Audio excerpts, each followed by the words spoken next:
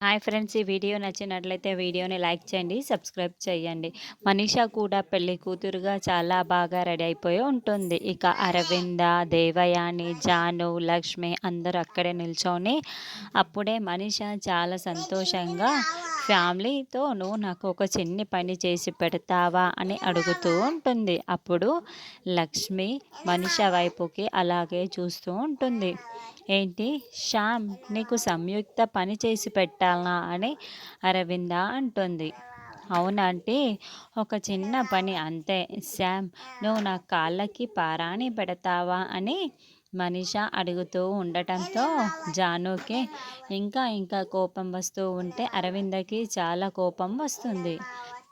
"ఏంటి, ఎవరిని పట్టుకొని ఏం మాట్లాడుతున్నావు? సంయుక్త కాళ్ళని పట్టుకోవాలనా? బ మతి ఉండే మాట్లాడుతున్నావా మనిషా నువ్వు" అని అరవింద అరుస్తూ ఉంటుంది. "అదేంటి శ్యామ్ మన మనిషే కదా, పరాయిదేమీ కాదు కదా.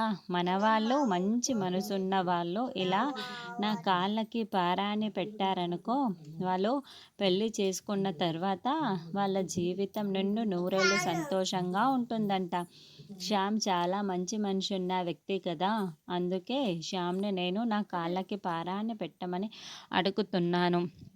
అప్పుడే కదా నా సంసారం చాలా బాగా ఉంటుంది. నాకు పెట్టడంలో తప్పేముంది? మన మనిషి అనుకోని అడుగుతున్నాను" అని మనీషా చెబుతూ ఉంటుంది. తర్వాత లక్ష్మి దానికి ఒప్పుకొని అలాగే పెడతాను అని చెప్పడంతో అరవింద, జాను చాలా బాధపడుతూ ఉంటారు. ఇక మనీషా కాళ్ళ మీద కాళ్ళు వేసుకొని "ఇదిగో నా కాళ్ళకి పారాని పెట్టు" అని లక్ష్మి కింద కూర్చొని ఉంటే లక్ష్మి ముఖం దగ్గర మరి తన కాళ్ళని పెట్టి చూపిస్తూ పెట్టమని అడుగుతూ ఉంటుంది. లక్ష్మి అలాగే మనీషా వైపుకి చూస్తూ పారాని పెట్టబోతూ ఉంటుంది. ఈ పెళ్ళిని లక్ష్మి ఏ విధంగా ఆపుతున్నదన్నది మనం నెక్స్ట్ ఎపిసోడ్లో చూద్దాము.